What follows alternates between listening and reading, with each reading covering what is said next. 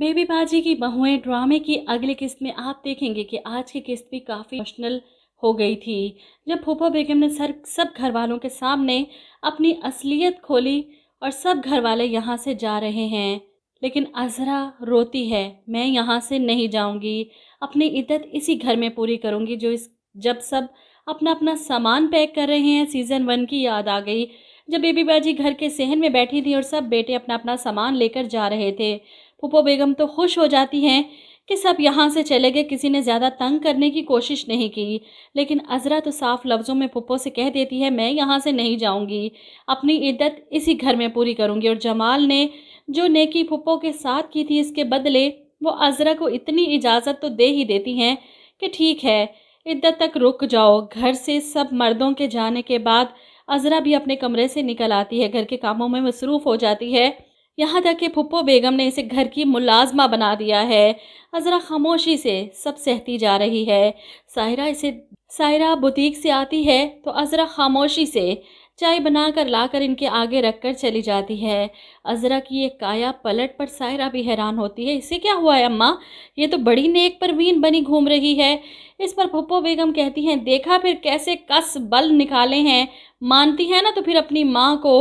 अब इस घर को वीरान होने के बाद आशी अंबर के सामने खुद को कोसती है, इस घर की इस हालत की जिम्मेदार सिर्फ मेरी अम्मी और नानी हैं।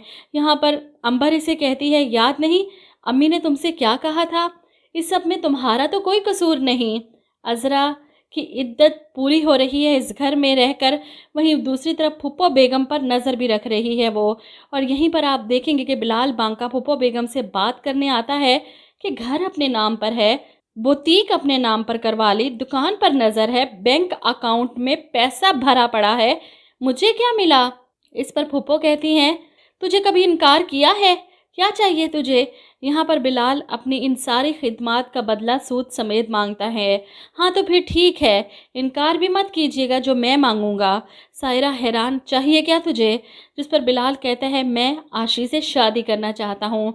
ये सुनकर तो फूफो बेगम का हैरत से मुंह खुले का खुला रह जाता है। वहीं सायरा भी ठक कर इसे जवाब देती है, तेरी इतनी जुर्रत, तुम मेरी बेटी पर नज़र रखे, कौन है तू, औकात क्या है तेरी, और इसे इनकार करके जलील करके घर से निकाल देंगी। अब बिलाल बांका जाते हुए फूफो बेगम और सायरा को बताएगा कि वो है क्या और क्या कर सकता है। खैर अज़रा तो दरवाजे के बाहर खड़ी सारी बातें सुन रही थी। अब कमरे में जाकर अस्मा को फ़ोन करके बताती है कि दुश्मन की सफ़ों में फूट पड़ चुकी है, इंशाअल्लाह ये लालची लोग आपस में ही लड़ लड़ कर कमज़ोर पड़ जाएंगे। मैं तो पहले ही कह रही थी कि बिलाल बांका इस फूफो बेगम का अंजाम सामने लाएगा। अगर आशी के रिश्ते से इनकार करेंगी तो बिलाल भी सारी फाइलें, सारा डेटा, सारे रिकॉर्ड अपने पास रखकर बैठा है। पहले तो सायरा के शोहर को इसका पता देगा ताकि वो आकर सायरा का टेंटवा दबा सके, क्योंकि एक वो ही वाकिफ़ है इस बात से कि सायरा बाजी का शोहर इस वक्त कहाँ है और कौन है।